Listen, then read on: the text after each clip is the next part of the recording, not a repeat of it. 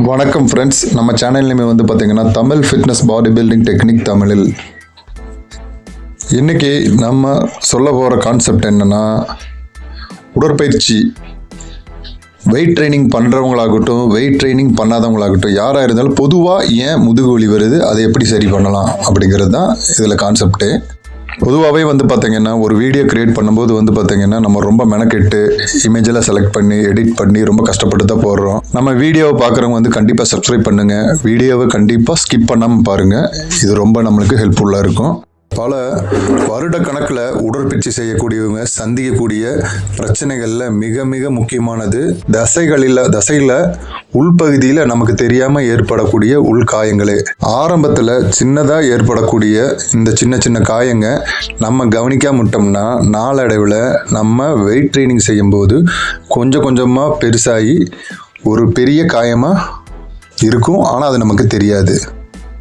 ஒரு கட்டத்தில் நம்ம வெயிட் ட்ரைனிங் பண்ண முடியாத சூழ்நிலையில் வந்து நிற்கும்போது தான் நம்மளுக்கே நம்ம உடம்புல வந்து பார்த்திங்கன்னா உள்ளுக்குள்ளே ஏதோ இன்ஜரி ஆகிருக்கு, அதனால் அதை பண்ண முடியல அப்படின்னு சொல்லி நமக்கே அது தெரிய வருங்க.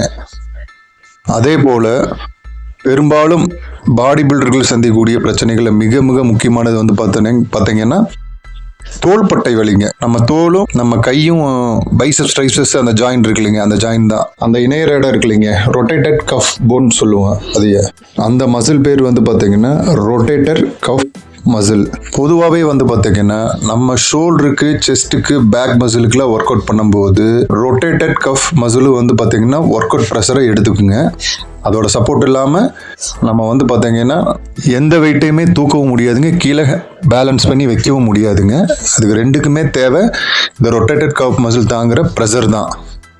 நார்மலாக செஸ்ட்டு ஷோல்டரு பேக் மசில் பார்க்குற மாதிரி வந்து பார்த்தீங்கன்னா ரொட்டேட்டட் கஃப் மசிலை வந்து நம்மளால் பார்க்க முடியாது. ஏன்னா வந்து பார்த்தீங்கன்னா மேலே நிறைய தசை தொகுதிகள் இருக்குது, அதுக்குள்ளுக்குள்ளே இருக்கிற ஜாயிண்ட் தான் இந்த ரொட்டேட்டட் கஃப் மசில். அதே போல் பெரும்பாலும் வந்து பார்த்தீங்கன்னா இந்த ரொட்டேட்டட் கஃப் மசிலுக்கு வந்து பார்த்தீங்கன்னா ரெக்கவரி ரொம்ப ரொம்ப கம்மியாக இருக்கும். எப்படி சொல்கிறேன்னா, ஒரு நாள் செஸ்ட் பண்ணுறீங்க, அன்னைக்கும் இந்த ரொட்டேட்டர் கஃப் மசில் ஃபங்க்ஷன் ஆகும். அடுத்த நாள் ஷோல்டர் பண்ணுறீங்க, அன்னைக்கும் இந்த மசில் ஃபங்க்ஷன் ஆகும். அதுக்கு அடுத்த நாள் பேக் பண்ணுறீங்க, அன்னைக்கும் இந்த ரொட்டேட்டர் கஃப் மசில் ஃபங்க்ஷன் ஆகும். அதனால இதுக்கு கொடுக்குற ரெக்கவரி ரொம்ப ரொம்ப கம்மியாக இருக்கும். இந்த ரொட்டேட்டர் கஃப் மசிலுக்குள்ளே மொத்தம் எத்தனை மசில் இருக்குன்னு ஃபஸ்ட்டு தெரிஞ்சுக்குவோம். அதுக்கு நம்ம ரெக்கவரி எப்படி கொடுக்கணும்னு நம்மளுக்கே தெரியும். ரொட்டேட்டட் கஃப் மசிலில் மொத்தம் எத்தனை சப் மசில் இருக்குன்னு பார்க்கலாங்க.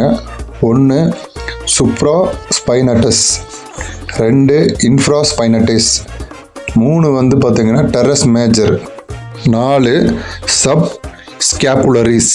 இதில் முக்கியமாக இன்ஜரி ஆகிறது 3 பார்ட்டு தாங்க.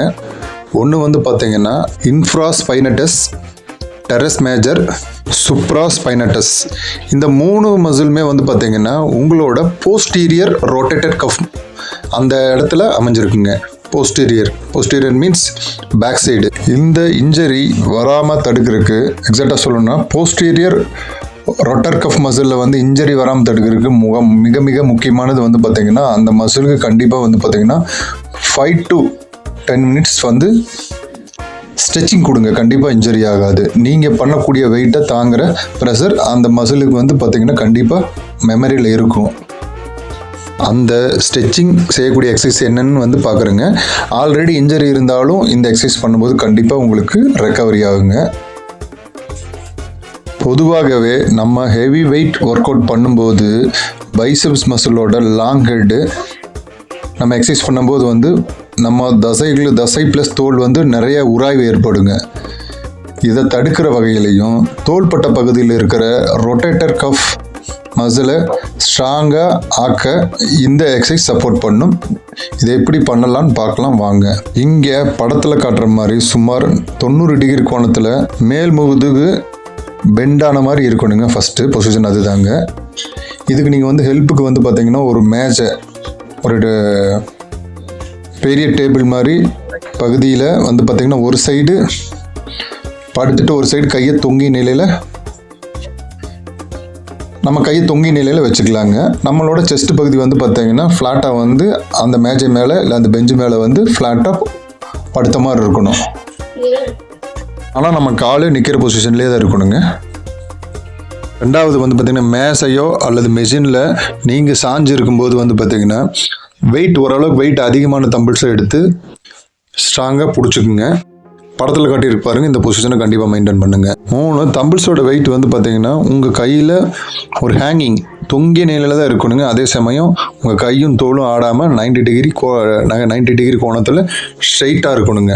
உங்களோட கையில் தான் வந்து பார்த்தீங்கன்னா தம்பிள்ஸ் வெயிட் இருக்கணுங்க. ஷோல்டர் வெயிட்டில் இதை நீங்கள் தூக்கக்கூடாதுங்க. ஷோல்டர் வந்து பார்த்தீங்கன்னா ரிலாக்ஸ் மோடில் டைட் ஆகாமல் இருக்கிறது ரொம்ப ரொம்ப அவசியங்க. இந்த மெத்தடில் 1 to 3 செட்டுங்க. ஹெவி வெயிட்டை கொஞ்சம் ஓரளவுக்கு யூஸ் பண்ணிக்கோங்க. ஆடாமல் பேலன்ஸ் பண்ணணுங்க. ஒரு 30 செகண்ட்ஸ்லேருந்து 60 செகண்ட்ஸ் வரைக்கும் இந்த இதை வந்து பார்த்தீங்கன்னா தம்பில் தொங்கிய நிலையில் நீங்கள் கையில் வச்சுருந்தீங்கன்னா உங்களுக்கு வந்து பார்த்தீங்கன்னா இந்த வெயிட்டோட ப்ரெஷர் எல்லாம் வந்து பார்த்தீங்கன்னா கண்டிப்பாக உங்கள் தோல் ரொட்டேட்டர் கஃப் மசிலுக்கு போகுங்க. அப்போ என்ன ஆகுன்னா வந்து பார்த்தீங்கன்னா அந்த மசில் கண்டிப்பாக ஸ்ட்ராங் ஆகுங்க. பார்க்குறக்கு ஒரு சின்ன எக்ஸசைஸ் மாதிரி தான் இது தெரியுங்க, ஆனால் இதோட பலன்கள் ரொம்ப ரொம்ப ஜாஸ்திங்க. பொதுவாகவே வந்து பார்த்தீங்கன்னா ஷோல்டரோட மசில் ஃப்ளெக்சிபிலிட்டி எல்லாத்துக்குமே ரொம்ப ரொம்ப கம்மியாக தான் இருக்கும். ஆனால் இந்த எக்ஸசைஸ் பண்ணுறது மூலமாக வந்து பார்த்தீங்கன்னா உங்கள் ஷோல்டரோட ஃப்ளெக்சிபிலிட்டியை அதிகப்படுத்தலாம். இதோட பயன்கள் என்னன்னு பார்க்கலாம், இங்கே வாங்க. இந்த எக்ஸசைஸ் பண்ணும்போது உங்களோட தோல் மசிலுக்கு ரத்த ஓட்டம் ரொம்ப ரொம்ப ஜாஸ்தியாக போகுங்க. ரெண்டாவது வந்து பார்த்தீங்கன்னா தோல் ஃப்ளெக்சிபிலிட்டி, அதாவது வந்து ரொட்டேட்டட் காஃப் மசிலோட சுருங்கி விரியும் தன்மை வந்து பார்த்தீங்கன்னா அதிகரிக்கும். அடுத்தடுத்து நீங்கள் ஹெவி ஒர்க் அவுட் பண்ணும்போது உங்கள் தோல் தசைகள் வந்து பார்த்தீங்கன்னா ஒர்க் அவுட்டோட ப்ரெஷரை தாங்குகிற நிலைக்கு தயார் நிலையில் இருக்குங்க. எதுவும் இன்ஜரி ஆகாமல் ஒர்க் அவுட் ப்ரெஷருக்கு ஏற்ற மாதிரி உங்களோட தோல் மசில் வந்து பார்த்தீங்கன்னா அட்ஜஸ்ட் ஆகிக்கும். இதுதான் விஷயங்க. இதில் அதோட ரொம்ப ரொம்ப முக்கியங்க வந்து பார்த்தீங்கன்னா ஷோல்டர் மசில்லாம் வந்து பார்த்தீங்கன்னா மேக்ஸிமம் ரொம்ப ரொம்ப முக்கியமான விஷயம் வந்து பார்த்தீங்கன்னா ஆஃப்டர் ஒர்க் அவுட் முடிஞ்சதுக்கப்புறம் உங்களோட தசைகள் வந்து பார்த்தீங்கன்னா டைட் ஆகாமல் தசை பிடிப்பு ஏற்படாமல் இந்த எக்ஸசைஸ் கண்டிப்பாக காப்பாற்றுங்க. அதே மாதிரி ரொட்டேட்டட் கஃப் மசில் வந்து பார்த்தீங்கன்னா நல்லா ஸ்ட்ராங்காக இருக்கும். அதே மாதிரி அது பொசிஷன்லேருந்து விலகாமல் இருக்கிறக்கும் உள்ளுக்குள்ள இருக்கிற ஜவ்வெல்லாம் வந்து பார்த்தீங்கன்னா அட்ஜஸ்ட்மெண்ட் ஆகி உங்கள் ஏதோ அதிர்ச்சியில் வந்து அது ரொட்டேட்டட் காஃப் மசில் வந்து நகராமல் இருக்கிறக்கும் இந்த எக்ஸசைஸ் ரொம்ப ரொம்ப சப்போர்ட் பண்ணுங்கள். Thank you friends.